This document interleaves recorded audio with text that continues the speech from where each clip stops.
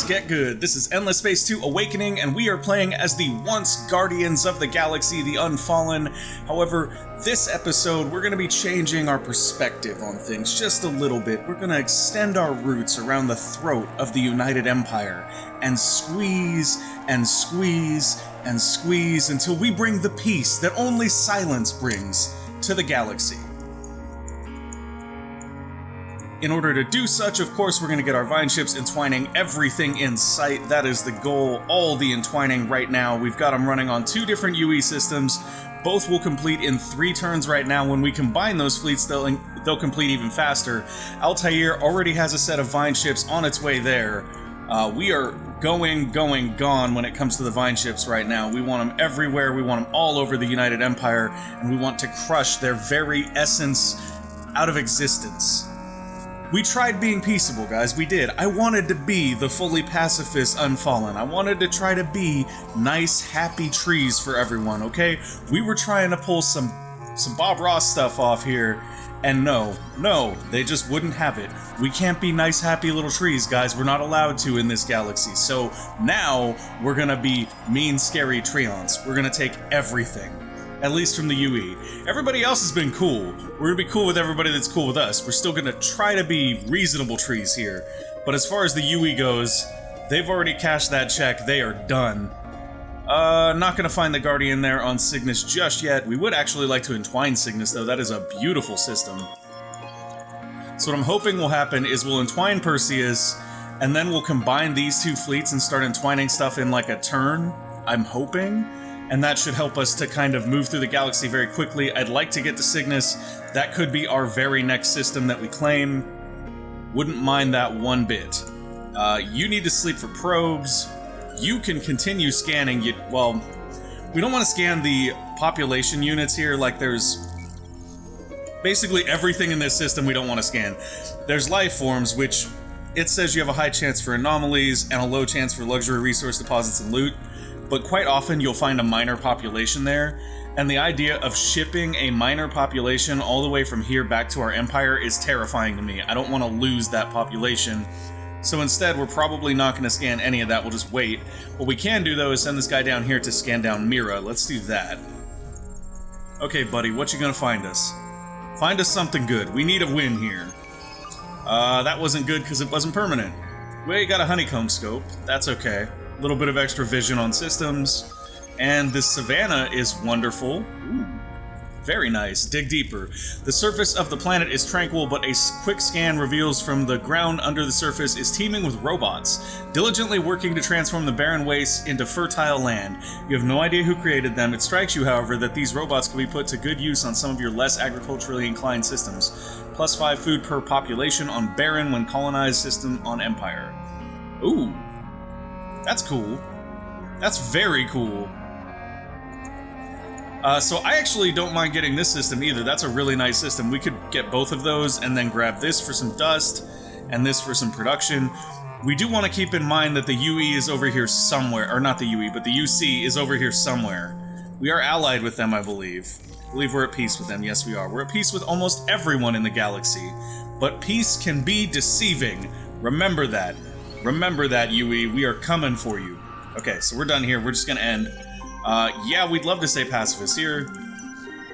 I mean, honestly, it doesn't matter what parties we end up in. It's gonna be fine. Okay, pacifist, militarist, ecologists. Ooh, fair trade bill is very nice. Plus 10% FIDSI per empires in alliance, +5 per empire at peace. We'll probably enact that law immediately, because we have like 5 empires at peace, so that's just plus 25% FIDSI. Notice that it is FIDSI. It includes influence, which is what we pay to have that law, which is awesome. Okay, the Academy spot. Oh, here we go.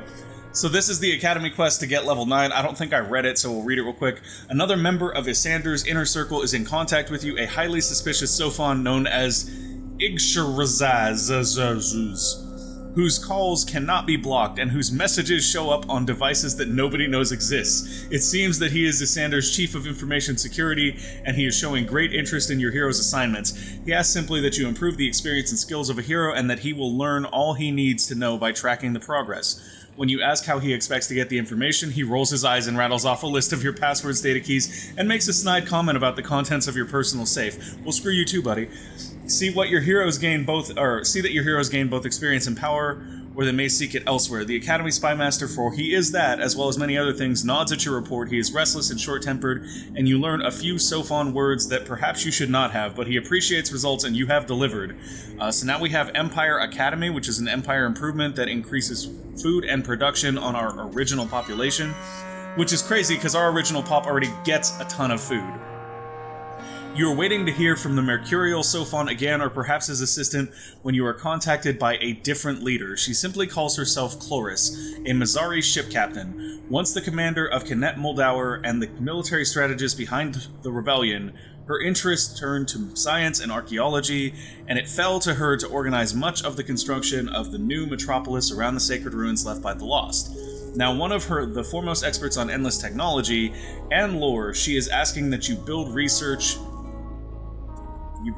and academic centers urgently to maintain the balance of power in the galaxy and within the factions of the Academy. During your brief discussion, you learn that the Fidesz-class hero ship Drop was named in memory of the Mezon professor who instructed her when she was a Vidyani slave.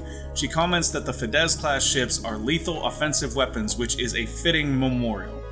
Okay, so I'm stumbling over the words here a little bit, guys. I'm like, in my head, I'm going like a million miles an hour. I just want to crush the UE. Like, I'm super salty at the UE. No sugarcoating, nothing but that. Build 3 science improvements. Okay, we can do that. Plus 2% dust on Empire per assimilated minor faction. We've only got 1 right now, which is unfortunate. No. My answer to the photobomber quest is no. It's frankly not worth the focus it's going to take us right now. Lumera's hero has gained a level. We can give him more dust. Seems like the best way to go. Make us all that sweet, sweet dust, dear Lumera's hero. We like that sweet, sweet dust. Pi has also gained a level, and he's going to give us more of that sweet production. Very, very nice here on Pi. He is almost out to his outer tier here.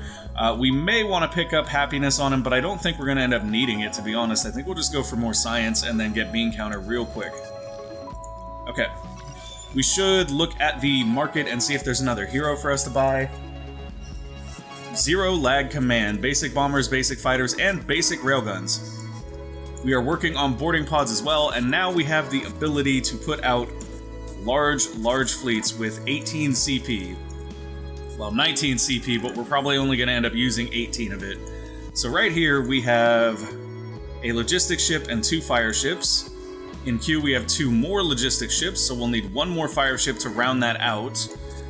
Which really shouldn't be a problem, because I think we've got a whole bunch of extra fire ships right here that are kind of coming over here to Libra to help us deal with these pirates.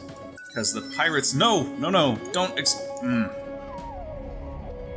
When you misclick and it costs you 3 turns, are you kidding me?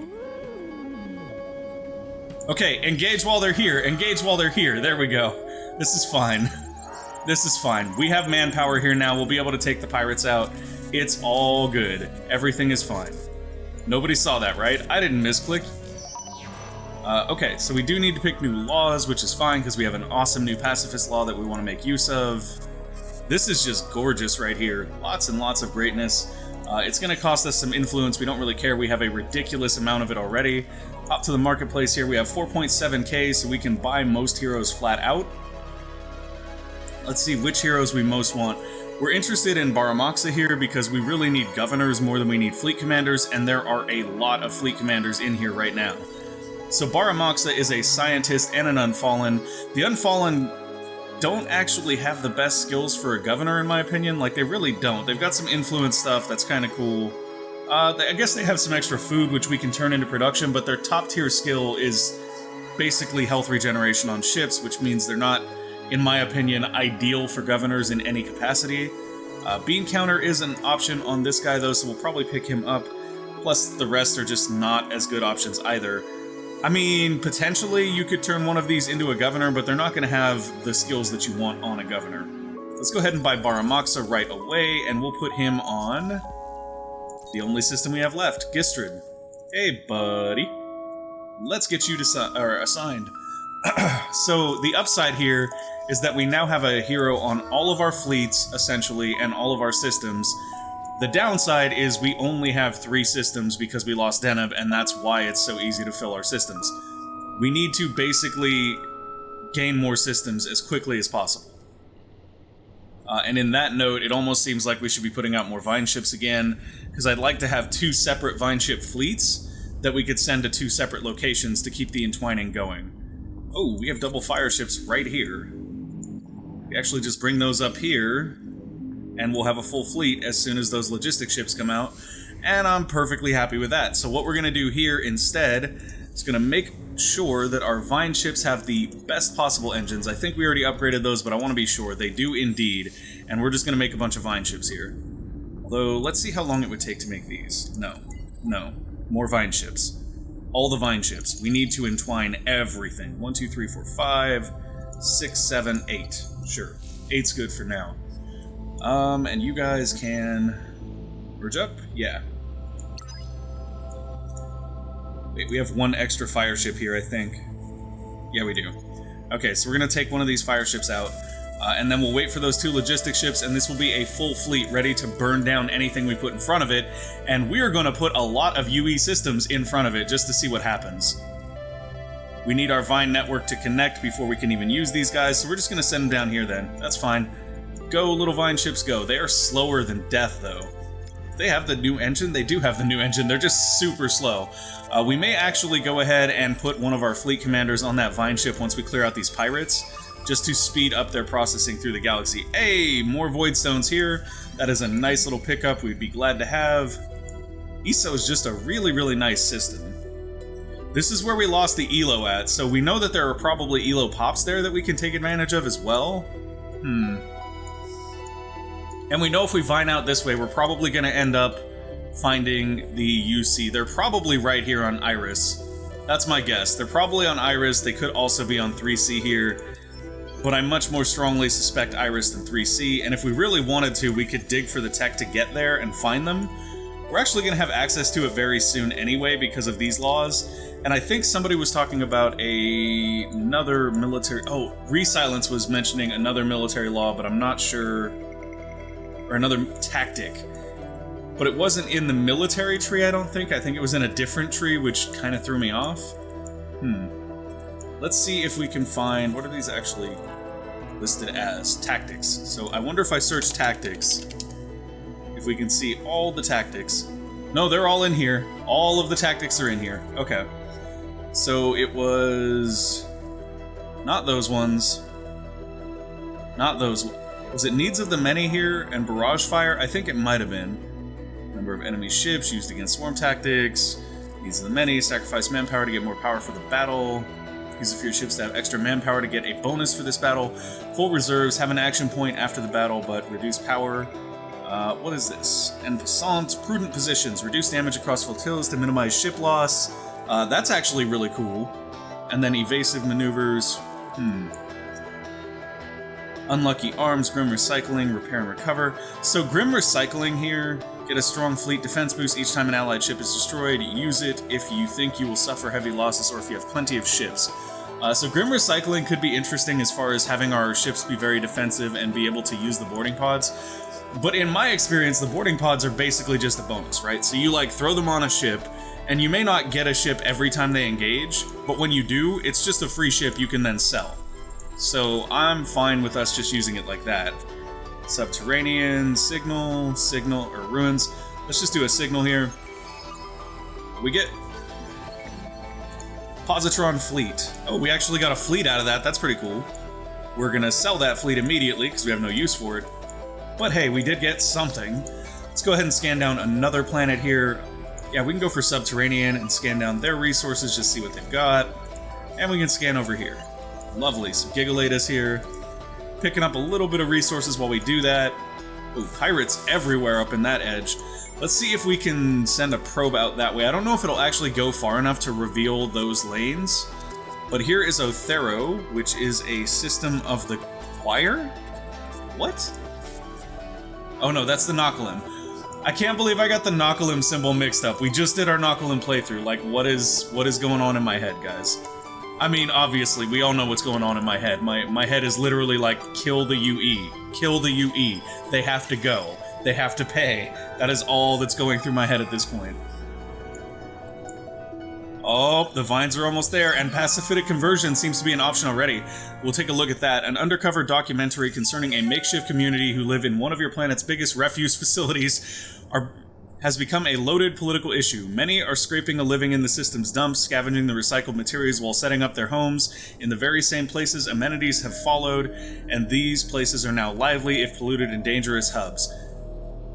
The Basrixo like it there. There's no need for a documentary. We're not doing anything wrong. It's not my fault that they're trash people, okay? They like the trash.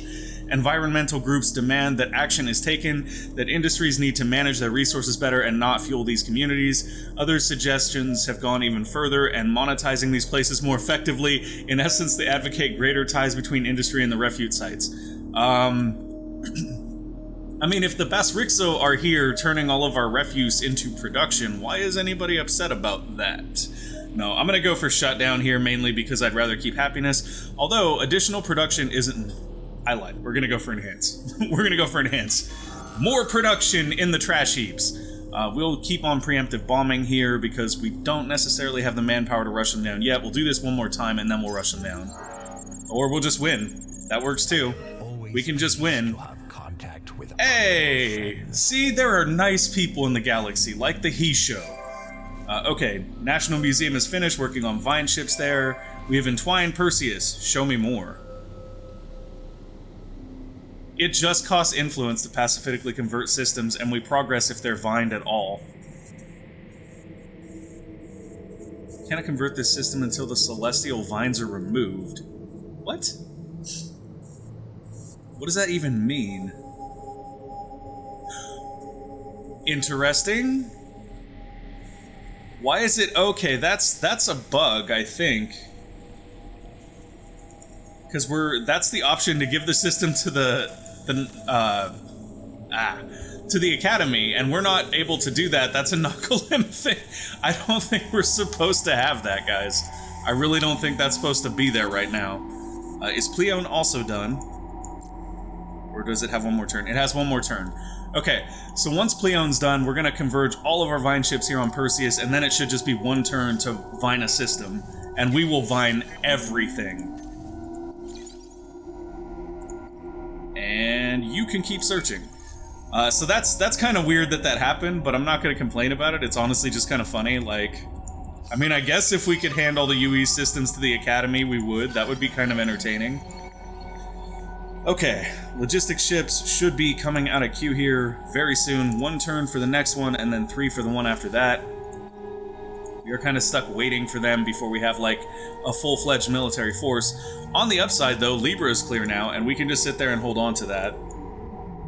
Actually, let's scan down these planets while we hold on to it, because this is a system I would consider picking up just because of the resources. We do have Gigalatus here in relatively high concentration, as well as some Quadronix and some Gossamer.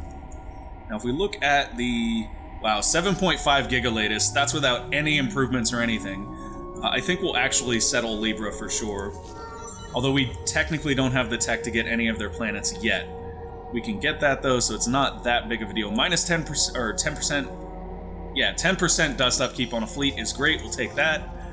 Speaking of, we should do this. Now our vine ship should be able to move a lot faster, or at least a little faster. Even if it's only 2 points, it'll make a very big difference. Especially once they all converge. This one is like super slow right here. Okay, so that's done. That's done. You are just out here exploring. You're finding all the things for us. Is there anything else we'd like you to be exploring while you're out there? Yabella is a system we can explore. Looks like the Hisho are about to colonize theirs, so we can look for Guardians on their planets. That's essentially what all our little scanner ship guys are going to be doing now, is looking for Guardians on planets, because that's just the smart thing to do with them. Indusa isn't a system worth us taking, otherwise I would do it.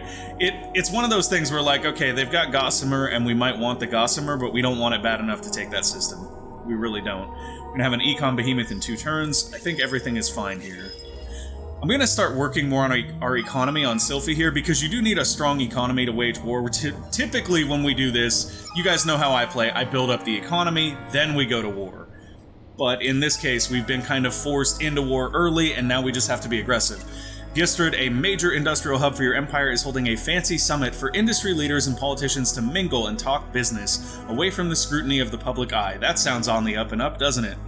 This year, ecological groups have organized a massive protest, condemning the summit as a secretive way to pass elitist, eco-unfriendly laws. You've just received your personal invitation to the party.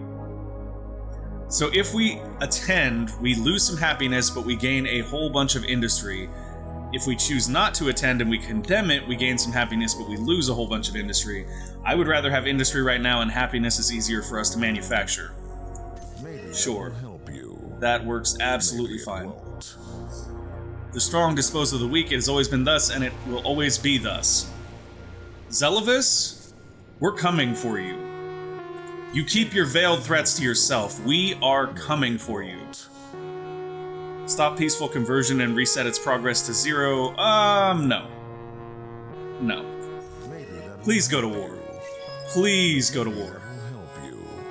Please, please be dumb enough to go to war. Please push us, please try to come at us. We have an entire fleet just waiting to eat you alive, Zelavis. Please go to war. Plus 7% food here seems fine, since we do generate a ton of it anyway. That 7% will actually probably be significant there. Gistrid will be done with logistics ships in 1 turn. Deep space personnel systems is done, so we can now build boarding pods, as well as anti-personnel defense drones. We don't really need those, but the boarding pod we are going to start putting on like our support vessels as essentially a way for us to just basically get extra value. Why, hello there, Vine ships. Can you come on up here, please? Excellent. Fire ship, congregate down here so that we can put you into another fleet. Is there any way for us to, like, use these population that are just hanging out here? Can we, like, send Pop to another system and open up slots so that they'll actually, like, colonize here or whatever? That seems like a good deal. Let's try that. Speaking of which, we could colonize Nakos 5 here, or 4. It'll take 3 turns to do that, and that's turns we're not building Vine ships. I think it's worth it still. I think it'll be fine.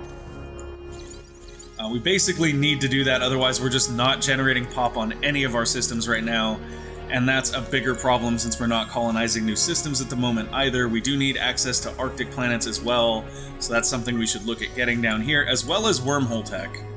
Wormhole tech and Arctic planets are a focus for us right now. We do need both. There we go, let's get both of those. We'll get them right after we finish whatever it is we're doing here, which I believe is bombers and fighters. Yes, it is. Lovely, lovely, lovely. As well as advanced swarm missiles. Those are going to make it a lot easier for us to keep them from shooting down our missiles, as well as our boarding pods, which need to be defended like missiles do, apparently. So that's a good thing to know. Thank you for that info, Resilence. We have a gouge over here that we're just kind of floating around for no reason. We're just going to sell that now. Kind of using it to just harass people for a moment, but we don't really need it to do that anymore, so it can go bye-bye. You're going to sleep. You two are going to combine. Merge it up, folks. More logistics ships. We need 1 more logistics ship, and we will have a full medium fleet ready to roll through the UE like it's nobody's business. 4% conversion there. I wish we had a higher rate of conversion. I'm not sure how we boost that. Maybe more influence generation would do it. This is a pleasure. Her Majesty is pleased to see you. How about you get your ships out of our space? How about you do that? We're trying to be nice, but get your ships out of here. Reduce pressure from you guys against other empires. Sure, that works.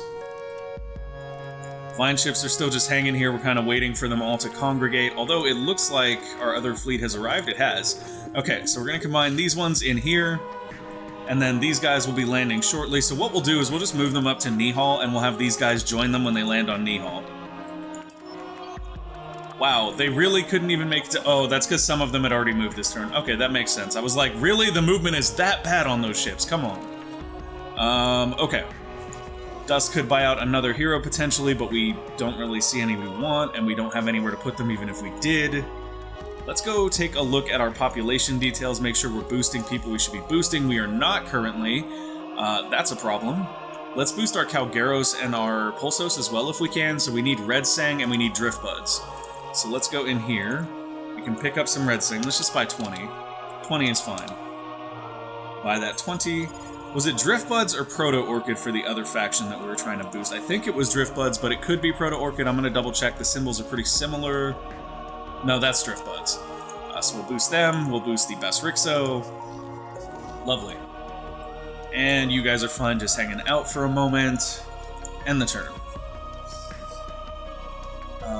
Let me see.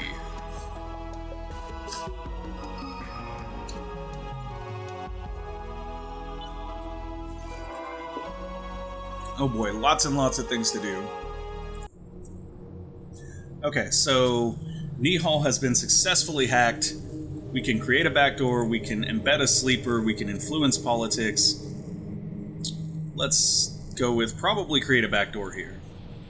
Create a backdoor is going to give us a branch further up to start from.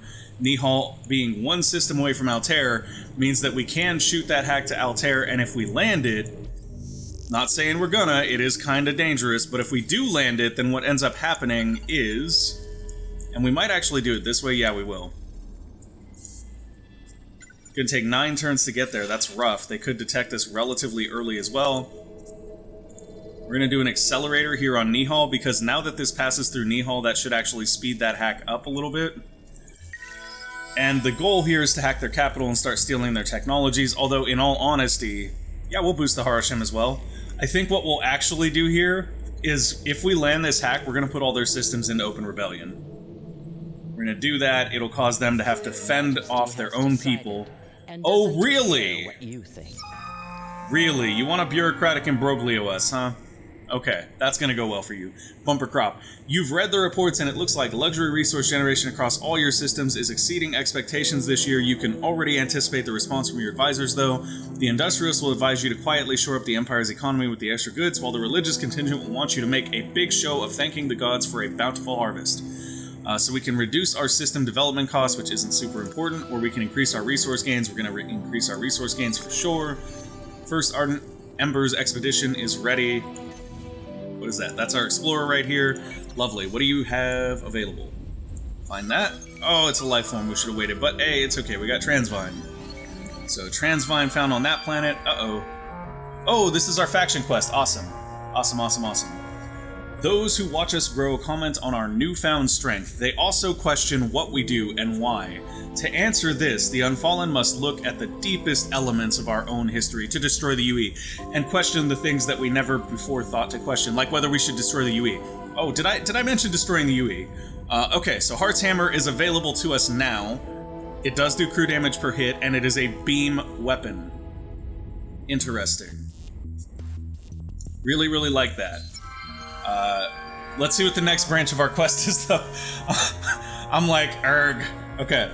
The process is done, and standing in the middle of a thriving Unfallen community, its branches swaying in the breeze, is a guardian, but that can't be how they are made. So what is this? Why? To make a safe place for their siblings to grow? Wait, then why are there guardians on other worlds? Honestly, the Unfallen raised too many questions to answer. So we turned one unit of Unfallen population into guardian guides? What? I'm so confused. I'm confused on how this even worked, but we basically got a guardian guide on Sylphie, and this is the final chapter of our quest, Head and Heart. It may be blasphemy or madness, but I desire to know the nature and the power of the heart and what she is trying to say. I believe that we need to study the past, but with the new tools of the present. Mufasa claims that the heart is a living spirit other than the endless, that has watched over the Unfallen since the birth of our world. Akalata, on the other hand, refers to the heart as an artificial proto-consciousness trapped within the mechanical interior of the planet, an interior whose existence has only recently been affirmed by Sophon scientists. And I would that the heart were a repository of knowledge, a god and a reliable ally in troubling times, but the crutch of religion has been removed from me, and I now believe that the heart is anything but mystical. Still, it is also not imaginary. It is there, it throbs, it whispers, but we do not know if it is an aspect of the collective consciousness of the Unfallen, or some entity external to our people. But we are all agreed, until we have this answer, we cannot know who we are and what our destiny is. Is the heart spirit or technology? Are we light or are we fire? Oh, I love this. I love this a lot. Okay, so if we go with fire, reach the 4th stage in 1 quadrant of technology tree, we get fire forming, which enables direct terraforming of barrens into forests, arctics into forests, snows into everything into forest, which is also the greatest thing if you have the super biofuel tech. So we really like that one. And then light, terraform Heartfire 2 into a jungle or a monsoon planet. Doing that will give us Heart's Embrace, which allows us to in turn turn lava directly into forest, ash directly into forest, and desert directly into forest. Interesting. So, I don't know which of these is actually harder to convert, but I do know that lava, ash, and desert generally produce more valuable things than barren, Arctic, and snow. Barren, Arctic, and snow are typically science systems, and I don't value those very highly because once you start generating science via improvements and stuff, they're not as necessary, especially not if you're using like behemoths to generate additional science like that. So I think that we'll go with fire. We're gonna go with fire. And we're potentially already there. The choir offers 1,000 strains of gratitude for heeding our concerns. No problem, you guys seem cool so far. Just wait, we're gonna find you though. We're gonna find you just so that we know where you are in case we need to burn you. Yeah, we'll take more dust. Dust sounds lovely. And Pi has leveled up as well, so let's go with what we can do with Pi. See, additional science here. We don't need to worry about science all that much, although before we do that on Pi, I actually want to go look at our Empire Happiness. Oh yeah, we're fine. We're like beyond fine. Pi gaining more happiness won't make much difference anyway, because he's on a system that's already very, very happy. Although I do think that we're going to get more. Well, he's level 9, so that's 18. We're going to get more out of this. So we're going to go for that science tech first, and hopefully unlock the outer tier very, very soon. Lunabarxis is also leveled up. This is our fleet commander. We're going to give him additional damage, because he's going to need that soon. We have gotten new military techs, and unlocked a new stage in the military tree. That could be Quadrant 4, but we'll have to check. Sylphie has completed an economic behemoth, and is now working on our siege ships, which is lovely. And we have improved fleet management, which means that, once again, I believe we have unlocked another tier. Quadrant 4, yes? Yes. Okay, so we've unlocked Quadrant 4 in the military tree, which means the next turn we're automatically going to complete that quest. But it also means that we have additional CP. 3. We had 19, so that puts us at 22. Why is it always like... Well, wait, no. 22's 2 points off of being multiple by 3... 1 point off of being multiple by 3, that means we can have 7 3-cost ships. We're always like 1 point off of evenly multiplying by 3 or being divisible by 3, which is what our medium ships are, which is weird to me, but whatever. We can definitely get detection here so that we can find the UC if we need to. Don't really need obliterators, although it would be interesting as the tree people to obliterate the galaxy, now wouldn't it? I'll let you guys decide on that. I will check the comments and we'll see if we want to go obliterators here and really take it home with the UE. Yeah, with the UE. Really, really put them in the ground. That could be incredibly funny. But for right now, we're not going to sweat that too much. Instead, what we're going to do is we're going to work on other things. That's crazy that we're going to finish our final quest like that, just immediately. That's nuts. Okay, so you guys are done. That's done. Let's see where all our ships are and what they can potentially do. Is there anything left to scan here? There is one more thing to scan here, so we'll just leave him here to do that. And then our Econ Behemoth can just hover here, because all we're using it for is that. Lots and lots of FIDS gains, lots and lots of FIDS boosts with that 25%. Who are you? Oh, you're Nakalim, that's okay. Actually, you know what? Get your ships out of our space. Get them out. Pest. Get them out. You know how to deal with pests. Oh, really? They're tempting me, y'all. Everybody is trying to push me right now. I don't know what their deal is, but everybody is trying to push me right now, and they're getting close. They're getting real close. Can we do a trade agreement with you guys? Do you like trade agreements? How about science agreement, maybe? Come on. You know you want to. You know you want to. Vision sharing? Huh? We'll sweeten the pot. You're really pushing me here. You're really pushing me here. You guys did a bureaucratic imbroglio against us. And now I'm bargaining with you. You really know how to push it. Let's give them 100 Transvine. How about that? That make you happy? Maybe? You're killing me here. Maybe we can have them suggest. At this point, that's fine. Tell me what you want. There are no terms you can come up with that would be agreeable with this, huh? Okay. Well, we tried. We tried to make peace, we tried to be cool. You guys didn't want to, that's your problem and your fault. Minus 0.5 from diplomatic choices. Why are we generating, like, so little pressure with everyone? From score difference, from score difference. Score difference is killing us right now because we're down on systems, that's what it is. Being down on systems is absolutely killing our score. But the good news is, the Vine ships have all converged. We have plenty of them to potentially... Yeah, this is going to be a one-turn entwine. So we will have Nihal next turn, and then we will continue on trucking. Although, actually, you know what's interesting? Let's see something else. Let's take out one. Still one turn. Another one. Still one turn. Another one. 2 turns. Okay. So we've determined that we need exactly 8 Vine ships in order to one-turn entwine. So we'll take these 2. Not all 3, just these 2. Merge them back together, and we'll bring them back here. I'll help you. Maybe it won't. No. No. How about you go to heck? You're about to have a real bad time. That's what's happening. They keep reducing our pressure with other empires by doing that as well, which isn't helping us any.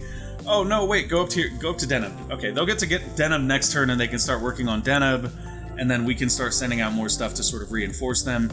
In the meantime, let's come say hello. Can we really pacifically convert this system right now? Yes, we can. We can also pacifically convert Deneb or Perseus if we'd like. So we could convert this system, sell all their improvements, and then decolonize it. That would be kind of entertaining. That was a tip from Resilence there, so thank you for that, Resilence. A very good idea. And then... You know what? We're just going to end the turn. We're going to end the turn. We're actually out of time for this episode, folks, so don't mind me any.